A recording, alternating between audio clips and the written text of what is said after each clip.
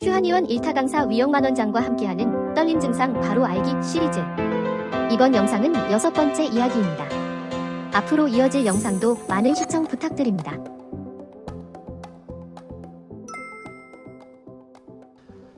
정신과약은 좋은 점은 흥분을 가라앉혀주는 데 상당히 도움이 돼요. 흥분을 이렇게 눌러준다. 그런데 약한 부분을 강화시켜준다는 개념은 없어요. 근데 한방에서는 그 부분들을 강화시켜준다는 개념들이 있어요. 어떻게 그러면 강화를 하냐면 그쪽으로 뭘 잘 보내주는 거예요. 우리 한약을 뭐냐면 기혈을 많이 순환시켜주는 거예요. 그쪽 노화하고 기능이 조직이 퇴행이 된다는 것은 보급이 안 이루어지는 거예요. 그래서 나이가 들면 우리가 전신의 혈관들을 찍어보면 젊었을 때는 정말 미세혈관들이 많이 나와요. 근데 나이가 들면 피부부터 전 조직에 가는 미세혈관들이 다 막혀버려요. 사라져요. 그게 노화인 거예요. 그럼 그쪽 기능이 약하다는 것은 이렇게 혈관이 있으면 점점 이렇게 축소가 되는 거예요. 나중엔 안 가요. 그러면 그 조직 자체의 기능이 저하돼 버려요.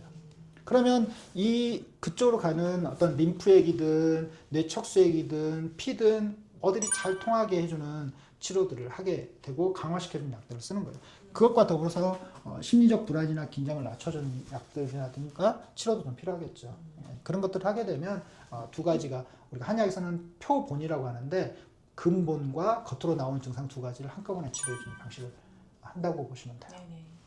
예전에 나이 드신 분 중에서 치료를 받으실 때 이제 처음에 검사를 받으실 때 이 떨림이 너무 심해서 검사를 받으셨는데 다른 요인이 없었어요. 파킨슨도 아니시고. 근데 대신 이분이 정신과 약물을 되게 오랫동안 복용을 하셨는데 이런 경우도 떨림이 유발될 수 있을까요? 있죠. 우리 사례 하나 있잖아요. 젊으신 네네네. 분. 젊으신 분이 오셔가지고 손이 한쪽 손이 되게 심하게 떨리셨어요. 처음 치료할 때는 괜찮았었잖아요. 효과가 있어가지고 괜찮다고 했는데 어느 순간부터 다시 떨림이 악화가 됐어요. 그래서 그 원인을 찾지를 못했는데 나중에 이제 다시 한번 이렇게 상담을 하고 물어보니까 이분이 처음에는 말씀을 안 하셨는데 조울증으로 리튬을 복용하고 계셨어요. 맞아요. 근데 그래서 리튬의 부작용이 떨림증 악화예요. 그래서 결국은 이분에게 이제 떨림을 완전히 치료하려면 리튬 양을 줄이거나 아니면 다른 약으로 대체해서 복용을 해야 된다라고 권유를 했고 정신과 가면 주치의 선생님과 상의해서 약을 교체를 해라 했는데 안 바꿨잖아요. 계속 그대로 복용하셨잖아요. 결국 치료 못했어요. 왜냐하면 리튬 자체가 계속 떨림을 악화시키기 때문에 어떤 치료를 해도 도돌이표예요.